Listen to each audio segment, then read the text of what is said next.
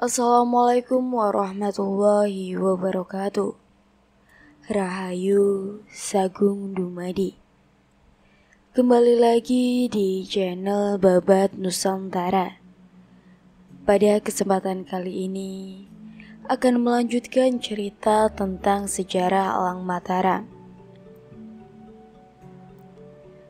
Adipati Tuban semakin gemas dan geram. Kembali titahnya terdengar. Ki Brangas dan Ki Jogoboyo, silahkan ikut menari, jajal putra Dimas Senopati itu. Lurah prajurit Tuban yang bernama Ki Brangas dan Ki Jogoboyo menjurah hormat lalu melompat ke arena dengan tombak-tombak pusaka sakti mereka. Sementara 10 prajurit tadi keluar dari gelenggangan. Senopati dan Ki Jurumertani agak terkejut melihat pancaran dari 2 tombak sakti tersebut, karena tidak mengira Adipati Tuban akan bertindak sejauh ini.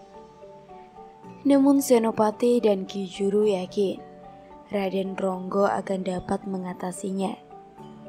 Dengan sekuat tenaga, 2 prajurit Tuban tersebut menghujamkan tombak pusaka sakti mereka. Namun lagi-lagi serangan itu bagi membantur besi baja. Berjumplitan para lurah prajurit Tuban setelah tusukan sepenuh tenaganya membentur tubuh Raden Ronggo. Mereka kembali menyerang meski kegentaran mulai melingkup hati mereka masing-masing. Kemarahan Adipati Tuban kian menjadi-jadi. Serunya, "Dimas Senopati, apakah anakmu itu hanya bisa menari-nari tanpa bisa membalas?" Raden Ronggo melirik pada Senopati. Senopati pun mengangguk. Maka tak ayal lagi, putra sulung Senopati ini mengayunkan toaknya. Prak, prak. Toak Raden Ronggo menggebuk batok kepala 2 prajurit Tuban. Dengan sekali gebuk saja, pecahlah kepala 2 orang prajurit Tuban yang ternama sakti tersebut. Suasana langsung riuh ketika terdengar suara kepala pecah yang disertai darah memancur ke atas dan jeritan para sinden serta pelayan perempuan. Adi Tuban terhenyak. Seketika ia bangkit dan duduknya dan berniat menerjang Raden Ronggo. Melihat sikap Adipati Tuban, Senopati pun segera bangkit dari duduknya dan bersiaga menghadang serangan Adipati Tuban yang tertuju kepada anaknya. Tumenggung Surodipo langsung berdiri dari duduknya dan bersiap siaga. Keris pusakanya yang terselip di belakang pinggangnya langsung ia geserkan ke depan sebagai tanda bahwa ia siap berperang sampai mati demi membela putra sulung Senopati itu dan kehormatan pendidikan Mataram. Sepasang bola mata si Elang Mataram pun menatap ke barisan prajurit-prajurit Tuban, terutama para lurahnya yang sudah bersiaga dan menatap tajam pada Surodipo seolah sedang menantang para tumanggung dari Mataram tersebut. Prajurit-prajurit Mataram dan Tuban pun saling pula bersiaga. Tombak dan pedang siap untuk ditusukkan dan ditangkiskan. Perang terbuka antara Mataram dan Tuban seakan tinggal menunggu waktu. Mengetahui amanat meruncingnya situasi tercipta, Patih Mancanegara segera sigap, bertindak, merangkul tubuh Adipati Tuban seraya berujar, "Sabarlah Adimas Adipati, sabarlah. Tak baik jika engkau teruskan kemarahanmu. Tuban dan Mataram bisa terlibat dalam peperangan yang akan merugikan kita semua." Pangeran Benowo turut menyabarkan Adipati Tuban. "Kang Mas, sebaiknya kita kembali ke Pajang. Suasana yang sangat panas ini akan menjuru ke arah pertikaian berdarah. Sebaiknya kita laporkan dahulu kepada Ayahanda Sultan, agar Ayahanda Sultan dapat mengambil tindakan seperlunya. Luluh niat Adipati Tuban untuk menyerang Raden Ronggo. Seraya berkacak pinggang, ia memplototkan matanya ke arah Raden Ronggo. Anak sulung Senopati itu tak menampakkan kegentaran sedikit pun. Bahkan, ia menatap tajam-tajam ke wajah Adipati Tuban. Pangeran Benawa dan Patih Mancanegoro segera mengajak Adipati Tuban untuk meninggalkan Balai Kademangan. Bergegas pula mereka meninggalkan Mataram dengan berbagai perasaan yang berkecamuk. Begitu bergegasnya mereka meninggalkan Mataram hingga tak sempat pamit pada Senopati Ing Alogo, yang hanya memandang kepergian mereka dengan senyum dikulum. Namun hati Senopati juga jengkel pada anaknya Raden Ronggo yang menyalah-artikan izinnya yang sekedar untuk meladeni prajurit Tuban, bukan untuk langsung menghabisi mereka. Ia juga kecewa pada sikap Raden Ronggo yang masih belum dia memperbaiki sifatnya yang jumawa. Senopati langsung memanggil Raden Ronggo ke kamarnya dengan disertai Ki Jurumertani. Senopati menatap tajam pada Raden Ronggo. Suaranya bergetar tanda ia menahan amarah. "Kamu sudah melakukan tindakan yang keterlaluan, Ronggo." Raden Ronggo terperanjat mendapati kemarahan ayahnya tersebut. Dengan tatapan keheranan ia menjawab, "Bukankah Ramadan sudah mengizinkan saya untuk membalas prajurit Tuban yang terus menyerang saya itu? Tapi kenapa kamu sampai membunuh mereka? Kenapa?" semprot Senopati dengan mata melotot. Raden Ronggo terdiam.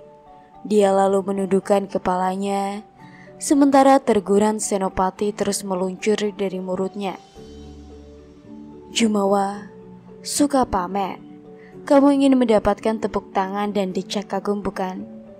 Tapi apa pantas tepuk tangan dan decak kagum itu kamu dapat dari 2 nyawa manusia?" Tapi Raden Ronggo terbata. "Jawab, kamu ingin mendapat pujian, bukan?" Mendengar itu Raden Ronggo langsung mengangkat kepalanya dan menjawab ayahnya dengan mengaturkan sembahnya terlebih dahulu. "Ampun Romo, hamba menyesal." Senopati mendenguskan nafasnya. Jengkel benar ia pada putranya yang susah ia atur tersebut. Entah sudah beberapa kali nasihatnya meluncur untuk anaknya yang senang mengumbar kesaktiannya di hadapan orang banyak tersebut. Dan kali ini, apa yang Raden Ronggo lakukan benar-benar sudah keterlaluan, karena membahayakan posisinya dan Mataram di mata Sultan Pajang dan orang-orang Pajang. Senopati kemudian bersandar pada tiang kamarnya sambil mendengus-dengus nafasnya menahan kejengkelan hatinya. Melihat situasi yang semakin memanas, Ki Jurumertani pun angkat bicara. "Sebenarnya anakmu itu tidak sepenuhnya salah, Ger. Kamu tahu, tombak yang dipakai oleh Ki Brangas dan Ki Jogoboyo itu tombak sakti. Tombak Kiai Banyu Jaga dan Kiai Banyu Kilat. Itu artinya, baik Ki Brangas dan Ki Jogoboyo serta Adipati Tuban itu memang sengaja mau membunuh anakmu, Ger." Senopati menghela berat, lalu menjawab dengan suara yang masih bergetar. "Apapun alasannya, hasilnya akan tetap sama. Adipati Tuban akan mempengaruhi Ramanda Sultan bahwa kita memang mempersiapkan kekuatan." Senopati lalu menoleh lagi pada Raden Ronggo. "Kau tahu apa artinya itu, Ronggo?" Pemuda bertampang gagah dan parasnya cakap ini hanya menggeleng pelan. Kembali emosi Senopati tersulut. "Goblok. Itu semua akan merugikan kerajaan Ramandamu. Pajang akan menjadi kian siap dan akan mengawasi setiap gerak-gerakan kita. Mengerti kamu? Hamba tidak mengerti semua itu. Hamba kira Romo dan Eyang Juru tahu bahwa ternyata tombak Ki Brangas dan Ki Jogoboyo cukup sakti. Apabila ajian Karangwojo hamba tidak mampu menahannya, hambalah yang akan tewas. Untuk harga diri dan kehormatan Mataram Romo. Ucap lirih pemuda garang yang wajahnya menyiratkan kecongakan ini dengan menundukkan kepalanya. Senopati mencibir jawaban putranya tersebut. Oh, jadi kamu tidak menyesali perbuatanmu kan? Sombong, jumawa. Aku dan kerabat Selo lainnya tidak pernah mengajarkanmu untuk berbuat sombong dan jumawa seperti itu. Mendapati bentakan dari ayahnya tersebut, Raden Ronggo langsung melompat bangun dari duduknya. Dengan mendengus kesal, ia langsung melangkah meninggalkan kamar ayahnya.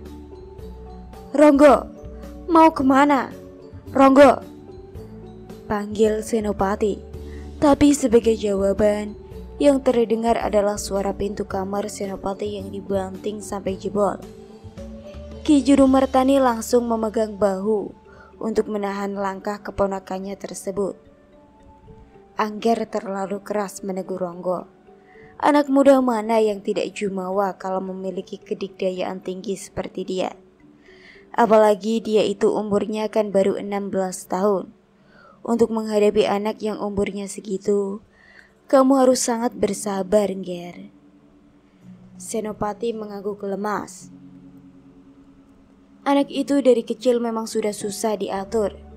Dan yang saya takutkan, kesaktian yang dia miliki sudah ada sejak lahir. Desahnya sambil mengingat ketika Raden Ronggo lahir dari rahim istri pertamanya, yakni Ronggo Samakin. Adalah seorang dayang Ratu Kalinyamat. Kembali terdengar suara. Nafas berat Senopati ketika ia nekat mencintai Roro Semangkin yang sejatinya adalah calon selir Sultan Hadiwijaya. Namun atas kemurahan hati ayah angkatnya tersebut, Roro semakin diberikan kepada Senopati untuk dinikahi. Dari pernikahannya itulah lahir Raden Ronggo. Ya. Ki Juru Martani mengangguk-ngangguk. Sudah, sekarang Angger istirahat saja dulu. Paman akan menyuruh Surodipo untuk menjaga Ronggo. Paman khawatir ia akan minggat. Senopati pun menganggukkan kepalanya perlahan. Sekeluarnya dari kamar ayahnya, Raden Ronggo langsung berlari ke bagian belakang Balai Kademangan Mataram. Ditabraknya tembok tinggi dan tebal dan kokoh di belakang Balai Kademangan tersebut hingga jebol. Dengan wajah merah padam dan nafas tersengal-sengal menahan emosinya, Raden Ronggo terus berlari memasuki hutan Mamtauk meninggalkan kota gede. Kenapa saya yang disalahkan? Geram pemuda berahang kokoh dengan wajah congak ini. Des. Brak.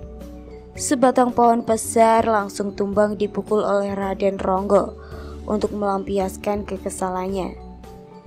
Di taman belakang Balai Kademangan Mataram, Senopati nampak berjalan mondar-mandir dengan gelisah.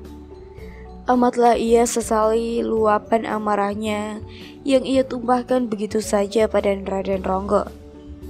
Kini ia menyadari bahwa perkataan pamannya adalah benar, bahwa untuk mendidik pemuda seusia Raden Ronggo, apalagi yang memiliki sifat sangat keras kepala, tidak bisa dengan cara yang keras pula. Terkadang ia harus didik dengan cara yang lembut. Senopati menghempaskan nafasnya yang berat pada udara malam yang sejuk tersebut, mengingat semua kelakuan Raden Ronggo yang sulit diatur. Ia pun berniat untuk menitipkan putra sulungnya tersebut pada paman Ki Juru Martani untuk dididik dengan benar. Lamunan Senopati terhenti ketika Ki Juru Martani datang bersama dengan Tumanggung Surodipo. Surodipo pun menjurat hormat mendapati perintah Senopati yang tegas tersebut. Daulat Gusti.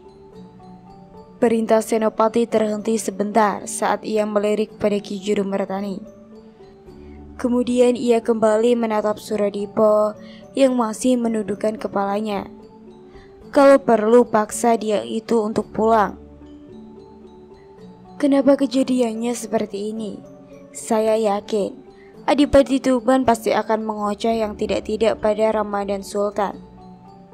Tapi Pangeran Benowo juga menyaksikan peristiwa naas tadi. Ya, mudah-mudahan Pangeran Benowo lebih bisa mengaruhi Kanjeng Sultan, sahut Ki Juru Mertani.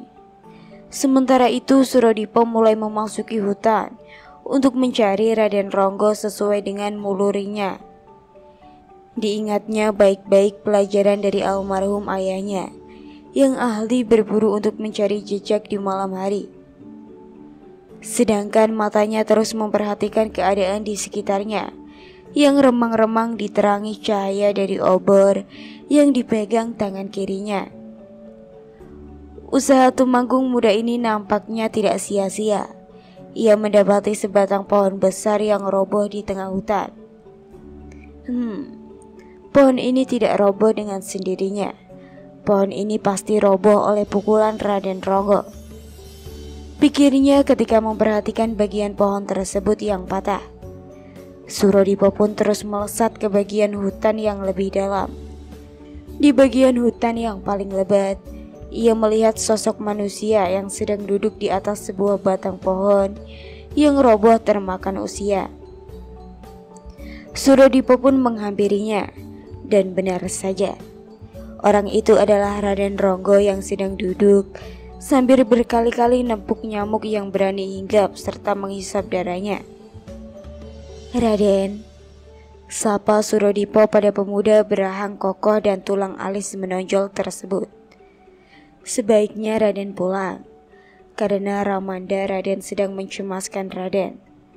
Lanjut Suradipo dengan sopan dan lembut. Raden Ronggo mencibir, lalu mengangkat wajahnya. Dengan wajah mencibir yang membuatnya semakin nampak congak, ia berucap, "Aku tidak mau pulang." Kenapa? Maaf, kalau Raden masih enggan untuk menemui Gusti Senopati, mungkin Raden bisa meminta nasihat terlebih dahulu kepada Gusti Juru Mertani, tanya sekaligus usul dari Suradipo. Raden Ronggo mendengus, kemudian ia membuang pandangannya dari Suradipo. Ia menatap jauh ke depan seolah menembus kelebatan hutan. Apa pendapat Kakang dengan kejadian Ki Brangas dan Ki Joyoboyo tadi? Apa salah aku membela diri? Padahal dua prajurit Tuban itu terus berusaha membunuhku dengan tombak saktinya. Suradipo yang tadi juga berada di tempat kejadian peristiwa dan menyaksikan peristiwa tersebut menghela nafas. Memang kalau dilihat dari kejadiannya, ia setuju bila Raden Ronggo membela dirinya.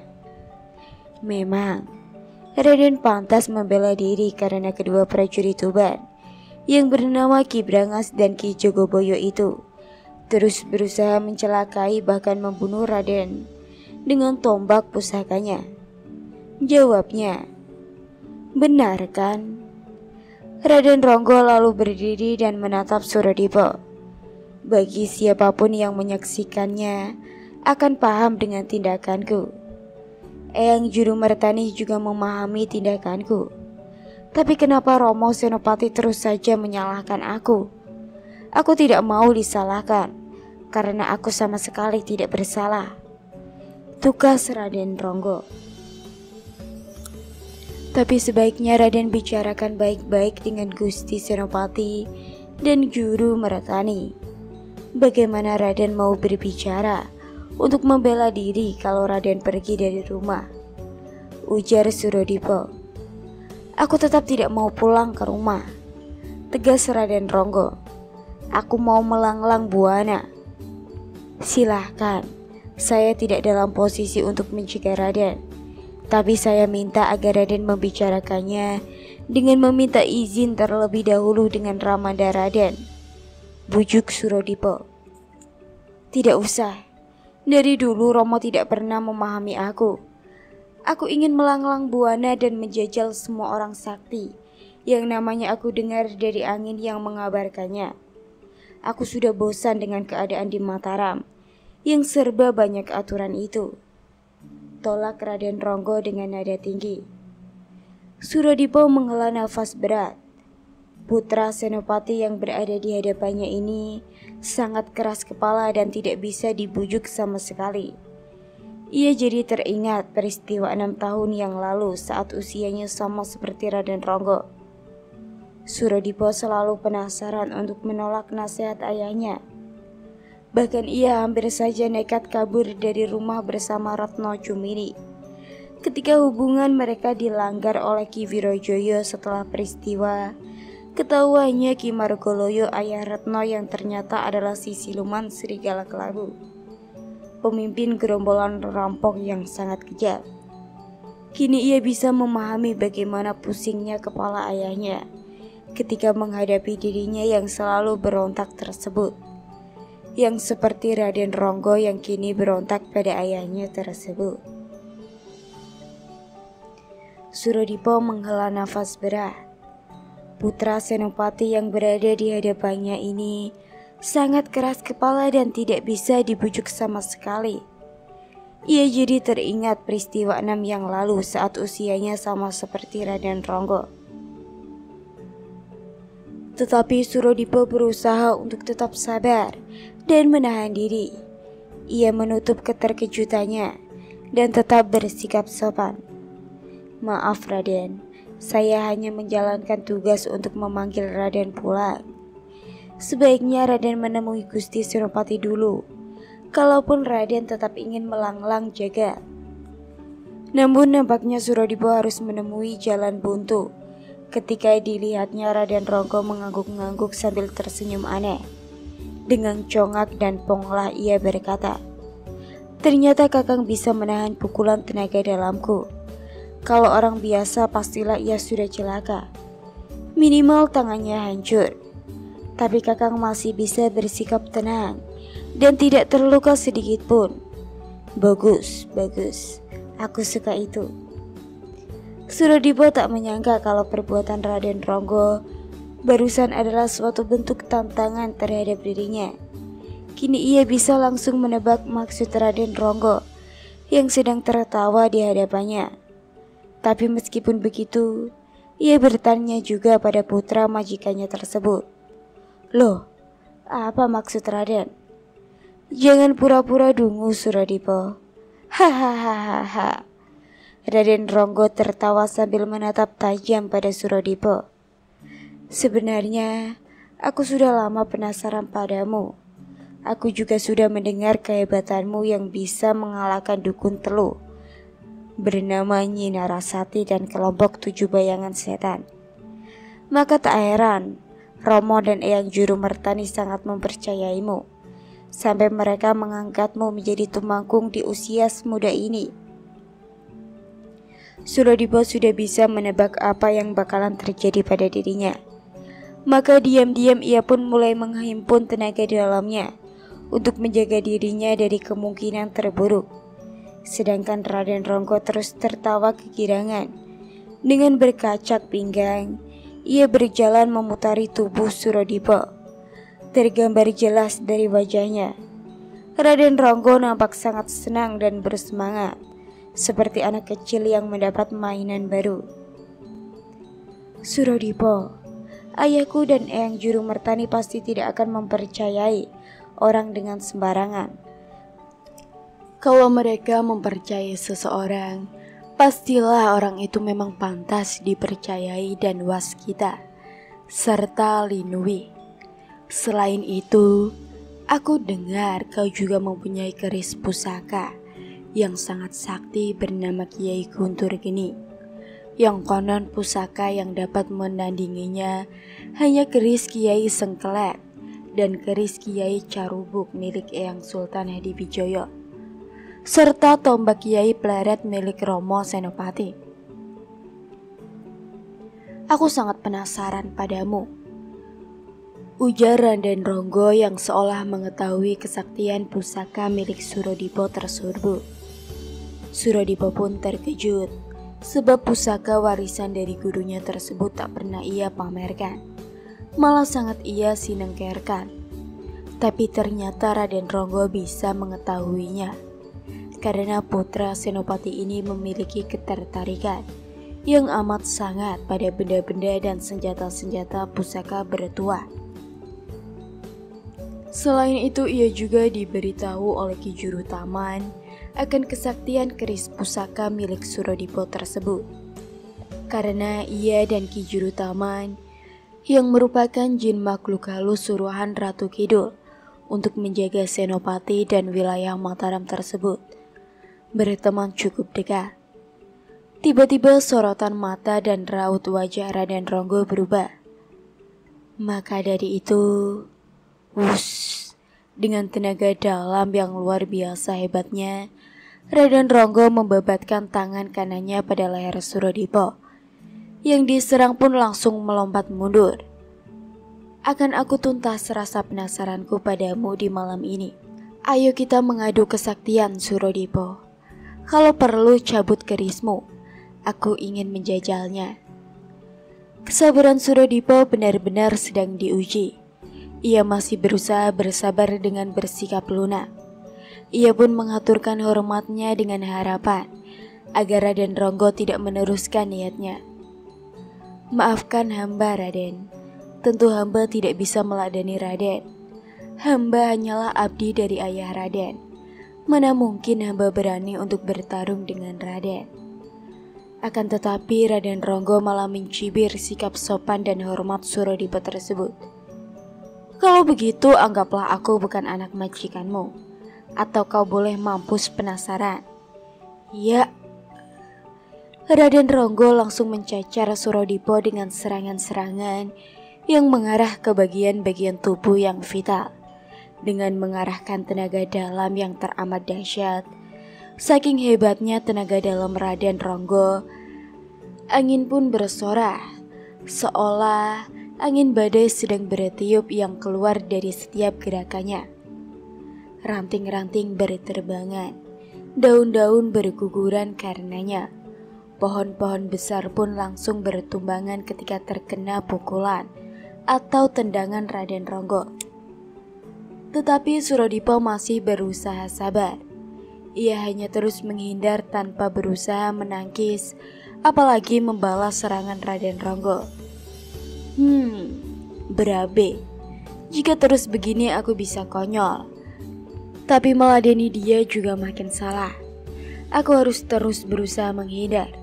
Jangan sampai menangkis apalagi membalas serangannya. Jangan sampai terjadi benturan tenaga dalam dengannya, agar dia tidak semakin penasaran padaku. Gerutu Surodipo dalam hatinya. Jadi kamu hanya becus menghindar seperti kucing yang dikejar anjing. Baik, kalau begitu ladenilah Aji Bayu geniku ini. Ejek Raden Ronggo sekaligus memperingatkan Surodipo. Wus.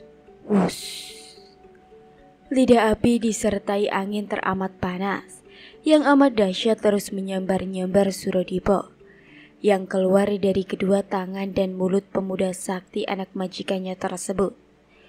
Udara menjadi sangat teramat panas. Hutan tersebut pun langsung memerah, menjadi lautan api karenanya. Diam-diam Surodipo pun membentengi dirinya dengan ajian Raja Penyangga Langit, agar tubuhnya tidak terbakar Aji Bayu Geni Raden Ronggo. Sekaligus memanggil ajian Lembu Sakilan untuk membelokkan serangan-serangan Raden Ronggo. Kalau hanya becus menghindari baik, aku sudah tidak penasaran lagi, tapi kau harus mampus di tanganku. Gertak Raden Ronggo yang langsung bersiap memanggil ajian gelap ngampur. Surodipo terkejut melihat Raden Ronggo yang bersiap untuk melepaskan ajian gelap ngampar, yang juga merupakan ajian pamungkas Senopati Ing Alogo tersebut. Raden, tunggu. Kenapa Raden sampai harus mengeluarkan ajian gelap ngampar? Apakah Raden sangat ingin membunuh saya? Ingat Raden, Saya bukan musuh Raden. Malahan saya adalah abdi dari ayah Raden. Saya juga tidak punya salah apapun kepada Raden maupun kepada ayah Raden. Persetanan. Tukas Raden Ronggo dengan mata berkilat-kilat menyala oleh sinar perak sebagaian akibat dari ajian gelap ngampar yang sedang ia panggil. Kau harus mampus karena telah bersalah. Bersalah tidak mau meladeni aku. Nampaknya Surodipo hendak membuka mulutnya lagi.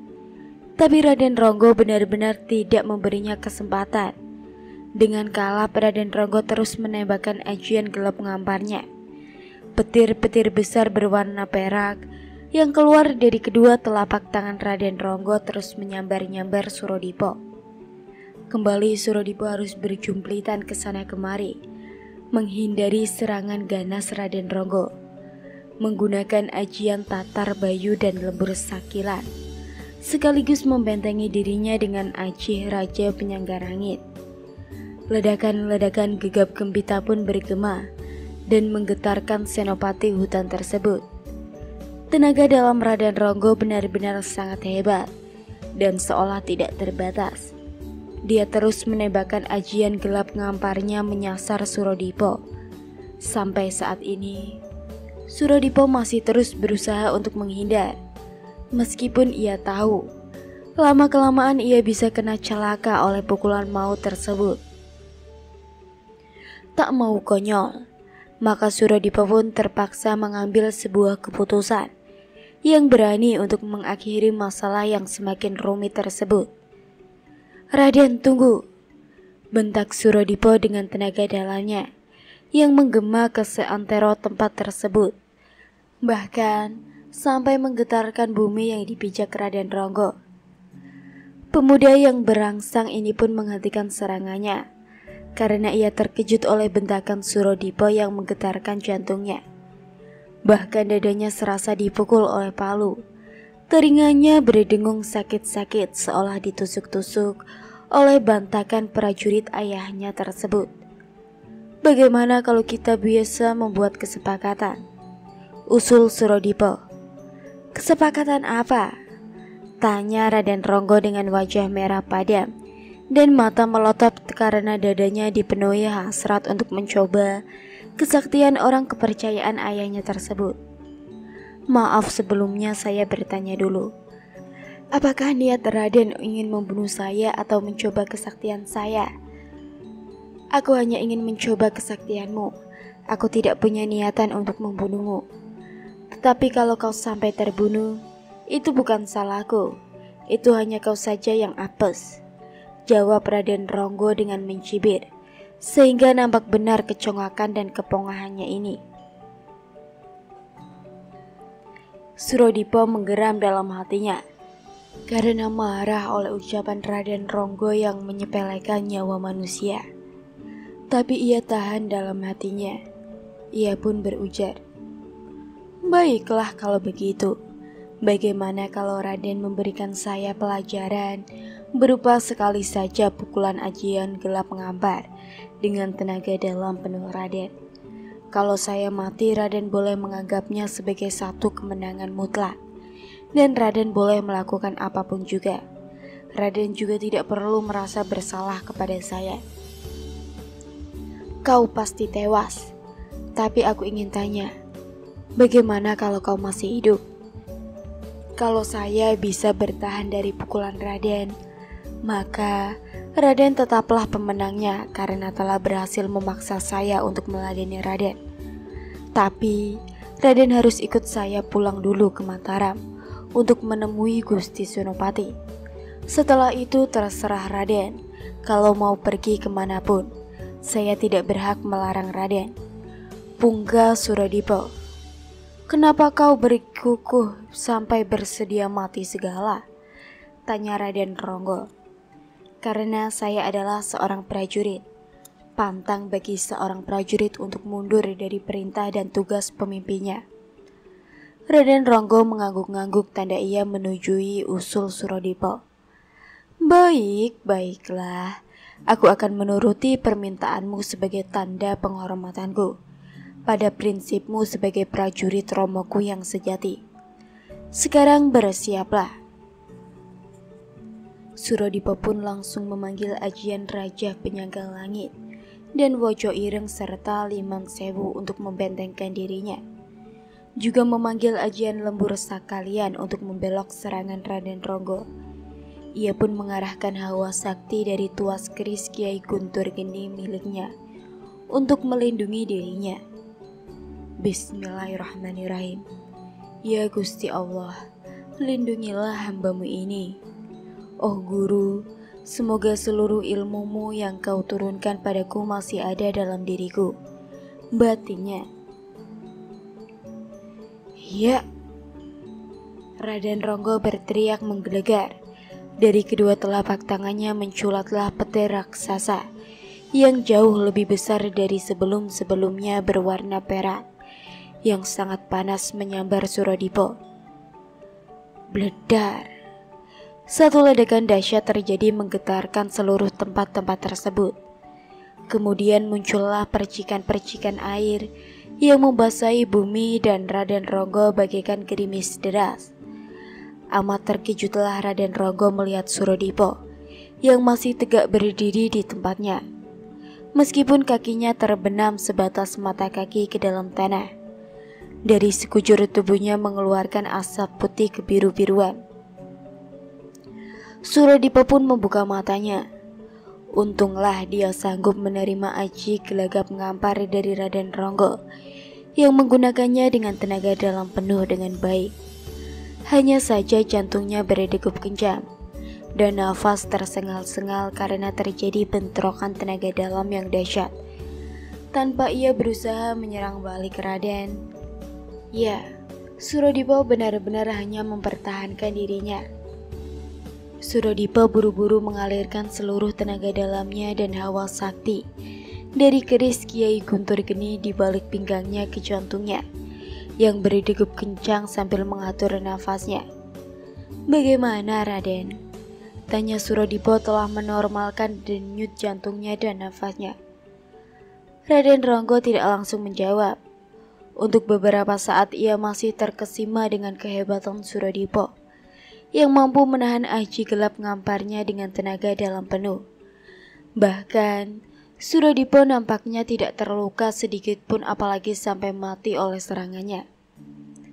Raden Ronggo semakin penasaran pada Surodipo.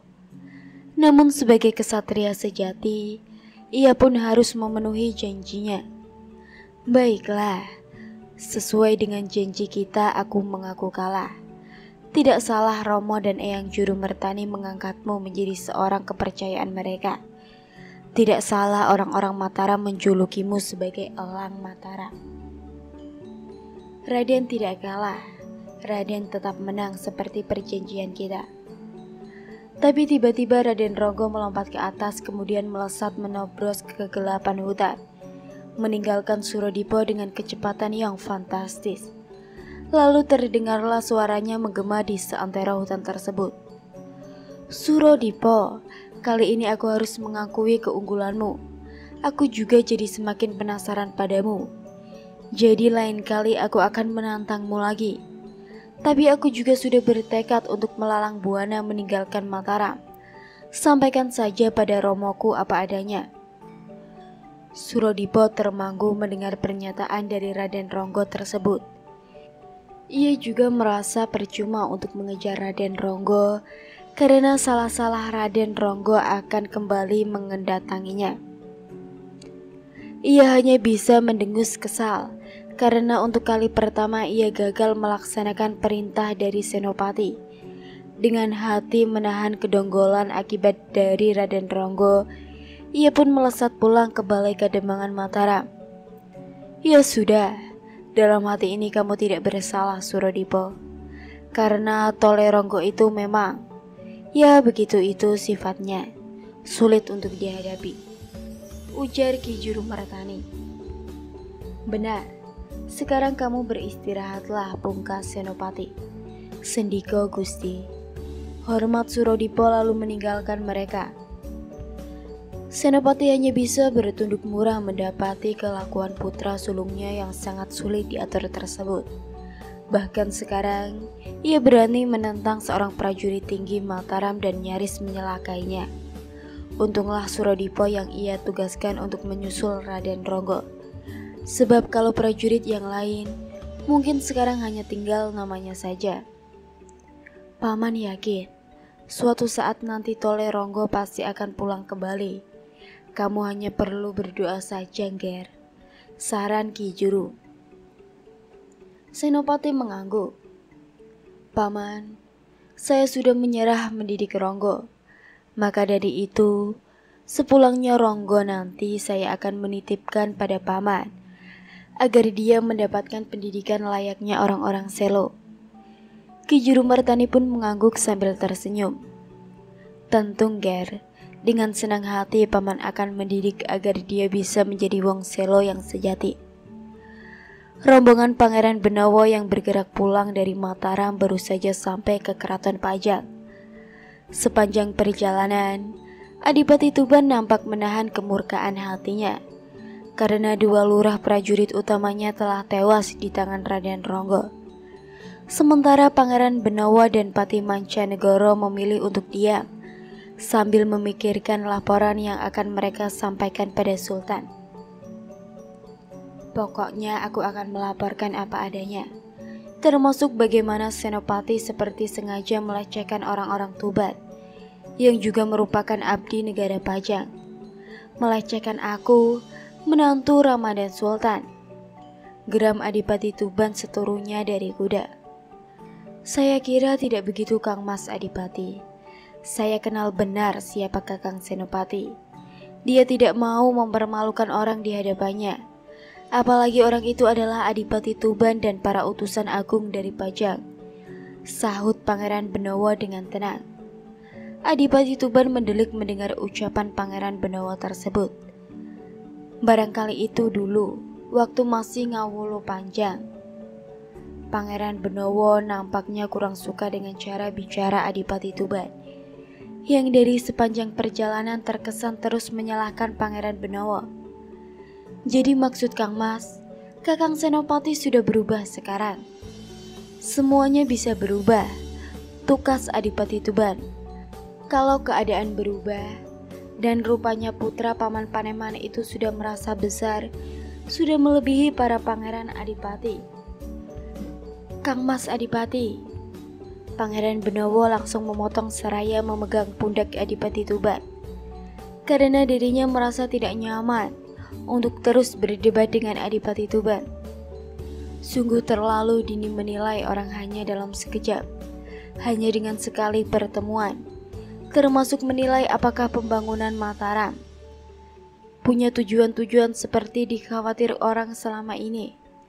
Saya khawatir laporan-laporan yang sesungguhnya masih keliru. Itu bisa menyebabkan keputusan Ramanda keliru pula. Akibatnya, rakyat yang kecil makin menderita. Mendengar pendapat Pangeran Benawa tersebut, bukan membuat Adipati Tuban menjadi tenang. Ia malah semakin pitam. Dadanya kembang kempis menahan nafsu.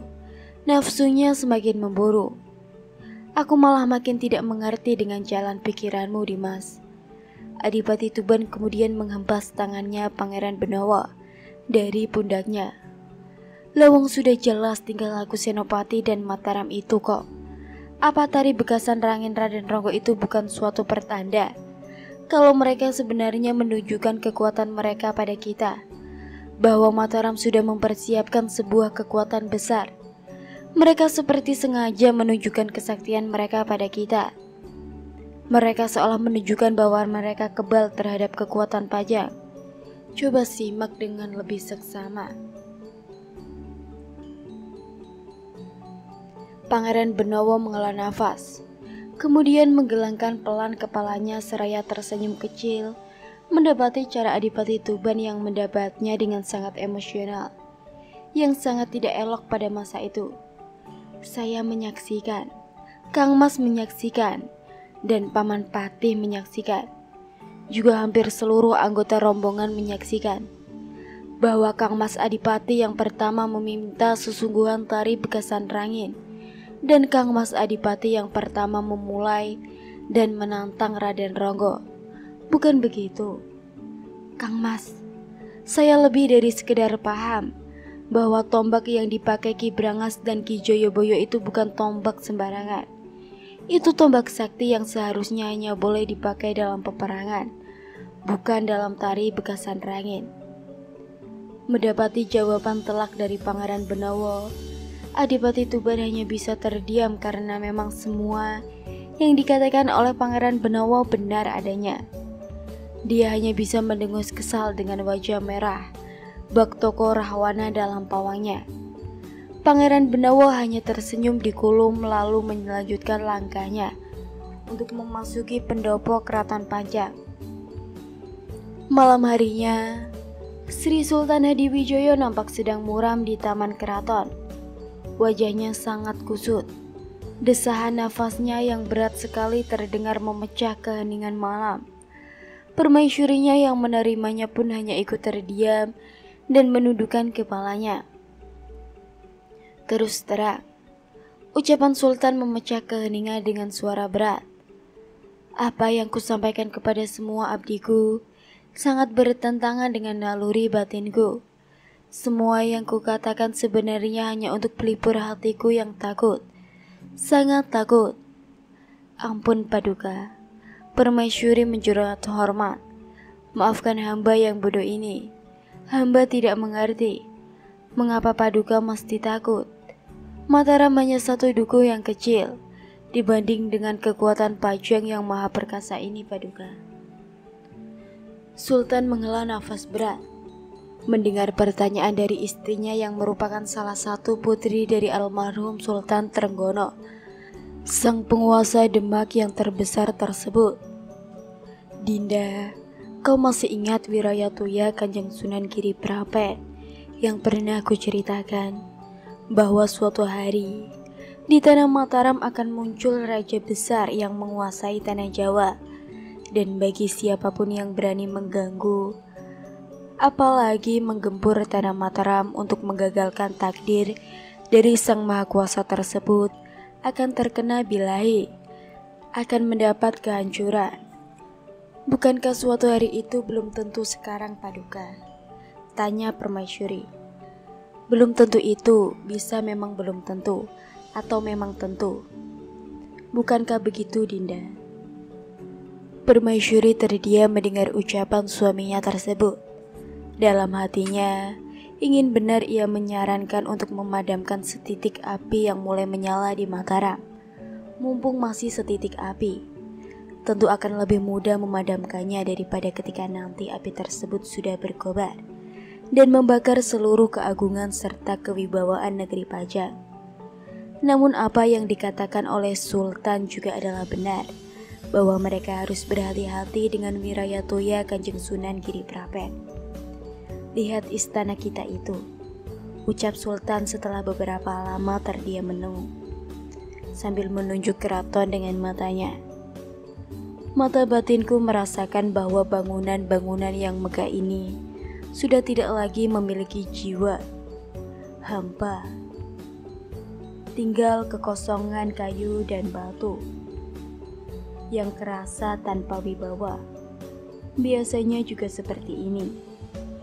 Sang permaisuri menundukkan kepalanya mendengar ucapan dari suaminya, yang nampak jelas suaranya bergetar meski mungkin tidak jelas terdengar oleh telinga orang biasa. Aku selalu merasakan getaran yang timbul dari istana kita ini, dari wahyu keraton sekarang. Aku sudah tidak lagi merasakan getarannya. Lanjut Sultan. Duh Paduka, Permaisuri sudah tak dapat menahan gelora di hatinya lagi. Ia menangis sambil merangkul bahu Sultan. Sultan pun memeluknya. Senopati anakku, sebenarnya aku sangat menyayangi dia. Sejak kecil kurawat seperti anakku sendiri. Aku limpahkan seluruh kasih sayangku, bahkan lebih besar daripada kepada anak-anakku. Aku turunkan seluruh ilmuku kepadanya, Aku berikan dia gelar Senopati ing Alogo Sayyidina Panatagama yang menggetarkan bagi siapapun yang mendengarnya. Ketika ku beri dia tugas untuk menaklukkan Bang Wetan, ku tambahkan gelar Panembahan. Ketika mengangkatnya menjadi penguasa Mataram, dia selalu membuatku bangga dengan keberhasilannya melaksanakan tugasnya. Bahkan aku juga tahu bahwa dialah yang sebenarnya mengalahkan Haryo Penangasan. Ucap Sultan dengan suara bergetar, menahan kesedihan di hatinya meskipun tak urung. Air di matanya menetes juga. Senopati, segagah apa dia sekarang? Sampai hati dia tidak memenuhi kewajibannya untuk menghadapku. Bukan hanya menghadap rajanya, tapi juga menghadap ayah sekaligus gurunya. Padahal aku sangat kangen padanya. Pada permata hatiku, kalau dia enggan menghadapku sebagai rajanya, setidaknya dia bisa menghadapku sebagai anak yang menghadap orang tuanya. Aku sangat merindukannya. Rintih Sultan ketika memikirkan semua laporan yang disampaikannya Pangeran Benowo, Adipati Tuban dan Pati Mancanegoro tadi siang, sepulangnya mereka dari Mataram. Sultan menutup matanya untuk menahan semua kepedihan dan kesedihan yang kian membuncah di dadanya. Oh ya Gusti Allah, haruskah aku berhadapan dengan mengangkat pedang pada putraku sendiri? Dia sudah sangat melecehkan kekuasaanku. Kurang apa aku di matanya? Sultan lalu membuka matanya. Ditatapnya seluruh bagian taman keraton. Di matanya terbayanglah sosok Senopati yang masih kecil, sedang bermain dengan Pangeran Benawa di taman keraton tersebut. Terbayang bagaimana dulu ia sendiri yang turun tangan mengasuh Senopati dan Pangeran Benawa. Saking sayangnya ia pada kedua putranya tersebut, teringatlah bagaimana ia secara langsung mengajarkan seluruh ilmu kedikjayaan dan ilmu kanuragaan pada Senopati. Sementara Pangeran Benawa nampak tidak tertarik dengan semua ilmu kanuragaan dan kedikjayaannya. Teringat ia bagaimana mengajarkan ilmu mengaji dan tata negara pada Senopati bersama Pangeran Benawa setiap malam. Kembali setetes bening turun dari matanya dengan diiringi desahan beras nafasnya. Ketika wajah Senopati yang masih kecil, yang sedang tersenyum pandangnya tergambar di pelupuk matanya. Berkali-kali ia ucap istighfar dan asma Allah untuk menenangkan hatinya. Pagi itu di Balai Kademangan Mataram, Senopati nampak sedang berjalan-jalan memutari keraton bersama Ki Juru Mertani. Wajah Senopati nampak sangat murung. Setelah semalam bermimpi ia masih kecil dulu, yang sedang bermain dengan Pangeran Benawa dengan diasuh langsung oleh Sultan. Sehingga ia merasa perlu mengobrol dengan Ki Juru Mertani. Saya merasa sangat bersalah pada Rama dan Sultan. Semalam saya bermimpi, saya yang masih kecil bermain dengan Dinda Bendowo yang juga masih kecil, dengan diasuh langsung oleh Ramanda Sultan yang masih muda. Ki Juru Mertani menatap Senopati dengan penuh selidik, sampai Senopati meneruskan ucapannya. Namun saya belum pendapat firasat untuk menemui Ramanda Sultan di Pajang. Makin lama makin malu saya untuk menghadap. Tidak enak. Pekewo. Ki Juru Mertani mengangguk. Yang paman takutkan, Adipati Tuban akan menghasut Kanjeng Sultan dengan memburuk-burukan dirimu, Ger. Bisa saja dia membesar-besarkan persoalan ini. Sebagai raja yang bijak, Ramanda Sultan tidak akan terpengaruh oleh omongan satu pihak. Beliau akan memperhitungkan segala sesuatunya dengan lebih cermat. Saya yakin Dinda Bendawa akan lebih sehat dalam menilai Mataram. Tapi kalaupun terpaksa harus terjadi, misalnya Pajang menyerbu Mataram, kita harus siap mempertahankan setiap jengkal tanah Mataram sampai penghabisan. Ini amanat ayahanda pemanahan almarhum, ujar Senopati. Ki Juru Mertani mengeturkan tenggorokannya ke bumi saat mendengar ucapan Senopati tersebut. Jangan sampai hal buruk ini terjadi. Itu tidak baik. Harus ada jalan untuk menghindari cara-cara kekerasan seperti itu. Bukan adat orang Selo membalas susu dengan tuban, tegas Ki Juru Mertani. Senopati menghela nafas panjang sebelum berujar. Jangan terlalu merendahkan diri kita, Paman. Susu yang diberikan Ramanda Sultan kepada kita tidak cuma-cuma. Kita telah membayar susu itu dengan mahal, dengan memberikan harga diri dan kebanggaan kita terhadap rakyat Pajang, dengan mengalahkan Arya Penangasan dan orang-orang Jipang Panaloang yang mencoba menjadi matahari kembar bagi Sultan Pajang. Kita semua lebih dari tahu bahwa sebenarnya seluruh wilayah Pajang yang dulunya adalah wilayah Demak adalah pemberian dari Ratu Kalinyamat selaku pewaris seluruh hak Kesultanan Demak yang telah runtuh pada Ramanda Sultan sebagai ganjaran karena telah berhasil membunuh Arya Penangasan. Bayangkan, Paman, Ramanda Sultan mendapat seluruh wilayah bekas kekuasaan Demak untuk dia kuasai. Padahal yang berhasil mengalahkan Arya Penangasan dan orang-orang Jipang adalah kita, orang-orang Selo. Sementara kita hanya mendapat pendidikan Mataram dan Paman Panjawi mendapat pendidikan Pati, yang luas wilayahnya bahkan tidak sampai 10-nya wilayah Demak, yang kini dikuasai Pajang. Jadi jangan Paman menghabiskan keengganan saya untuk menghadap Ramanda Sultan sebagai tuban. Ki Juru Mertani tersentak hatinya mendengar ujar panjang lebar Senopati tentang hak tersebut yang memang sepenuhnya benar. Berkata kecerdikan dan kemarahan politik Sultan Hadiwijoyo, dia bisa menguasai seluruh bekas wilayah Demak, sementara orang-orang yang berjasa dan menaklukkan negari Jepang hanya diberi tanah pendidikan yang tentu saja wilayahnya sangat kecil apabila dibandingkan luas wilayah Pajang.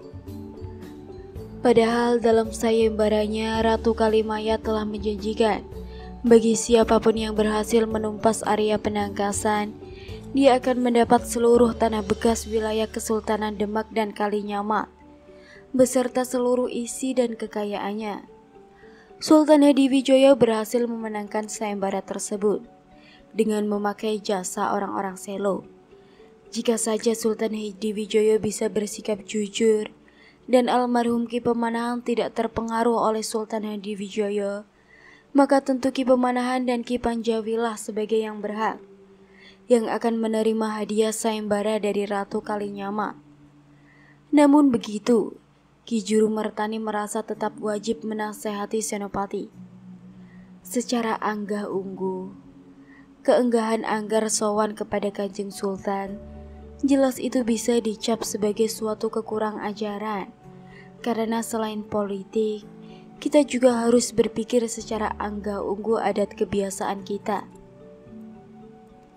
Senopati hanya menghela nafas mendengar nasihat pamannya tersebut. Terserah yang menilai. Saya tidak berniat memberontak, tapi saya juga tidak mau negeri yang kita bangun dengan keringat, darah dan air mata orang-orang Selo ini diacak-acak begitu saja oleh siapapun, biarpun itu orang-orang Pajang. Ki Juru Mertani terkejut mendengar peningasan dari keponakannya tersebut. Ia hanya menatap tajam Senopati sebelum akhirnya membuka mulutnya lagi. Angger, jangan salah sangka. Jika ada siapapun yang berani mengacak-ngacak tanah Mataram, niscaya pamanmu dengan tubuh tuanya ini yang akan berdiri di barisan paling depan untuk mempertahankan setiap jengkal tanah Mataram. Walaupun orang-orang itu adalah orang-orang Pajang, tegas Ki Juru Mertani yang merasa sudah terlanjur, sudah kepalang basang dengan perkembangan situasi politik saat ini. Sudah seketika 4 bulan warga desa Watu Gamping dilanda berbagai kemelut, perampokan dan pembunuhan-pembunuhan misterius semakin merajalela, dan sudah 4 orang gadis perawan hilang tanpa jejak. Yang membuat warga desa resah adalah perampok-perampok serta pembunuhan-pembunuhan yang terjadi selama ini tidak diketahui oleh siapapun. Hal ini mereka kaitkan dengan hilangnya 4 orang gadis perawan selama 4 bulan belakangan. Maka timbullah dugaan kalau pelakunya adalah seorang penganut ilmu hitam. Rahayu, rahayu, rahayu.